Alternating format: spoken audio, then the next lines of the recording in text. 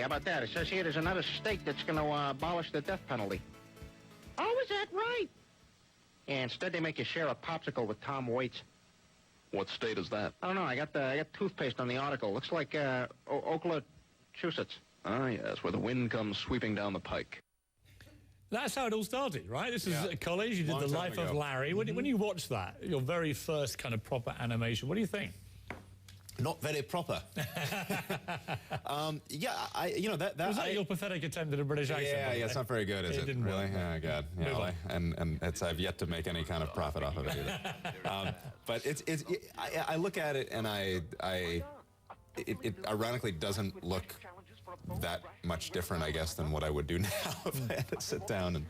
Well, you can almost you can recognize it as your kind of style.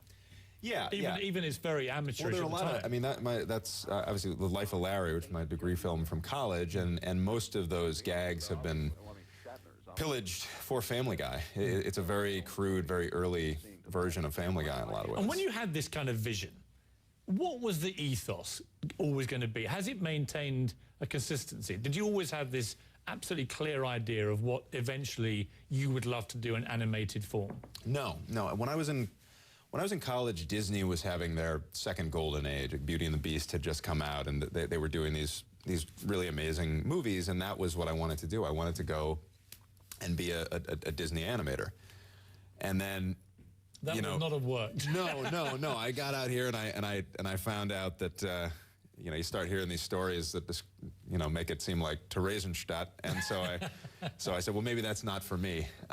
And sensibility-wise, I had veered in a different direction by that point. I was doing stand-up in college and kind of enjoying the more adult humor that allowed me the ability to do.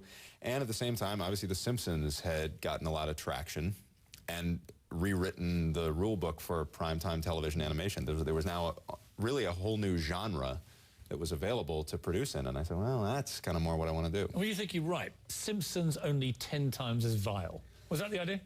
Not really. I mean, it wasn't a conscious decision. It was really just things that made me laugh. And, when I look at the show, I don't. Well, I don't know. I guess it is much. It is 10 times as vile. I guess you're right. I was about to try and backpedal from that. You're going to launch a stoic defense of its lack of vileness, but I think we both agree. Screw it. The vileness has made you apparently the highest paid TV producer in the world. Really? Your contract is believed to be over $100 million. Wow. Are either of these two allegations true? Well, it's believed to be. I guess that makes it true in America. Not a denial. Yeah, that's what my lawyers tell me. So you are repulsively rich. Yeah, I guess, yeah. Are you motivated? And in a Republican presidency, I'm just going to get richer. It'll be fantastic. Yeah, the hell with Obama, It would help my revulsion at your vast success and wealth if you were aesthetically displeasing to women, but you're not, unfortunately. So this sort of compounds. Depends on the woman. Yeah, but it must be. I mean, you must. I'm not everybody's type, man. You must be living the life of Riley. I have the same. You must be queuing up around the block. You have problems as anyone else. You have a problem getting a girl. Look, if I was, Taylor Lautner walking around, it would be, I would have no difficulty. How many times have you been turned down for a date in the last year? Oh, as much as the next guy. Seriously? Oh, yeah. Is there a problem with the lines you're using? No, ironically? Maybe. Are they too unpleasant? I'm just as awkward and uncomfortable as I was in high school. I think that might be the problem. Is that true? Yeah. Maybe that's the downside of not stressing or not caring about money, is that you don't gain the confidence. Can you say on CNN? You just did. Okay. Yeah, I think we expected it from you. Yeah, but I think maybe that's the problem.